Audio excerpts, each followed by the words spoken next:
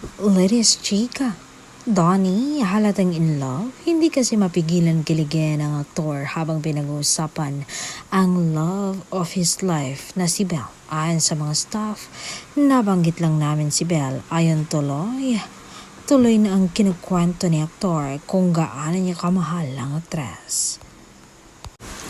Tapos habang kinikwento, labas kilagin, talaga akong umiti.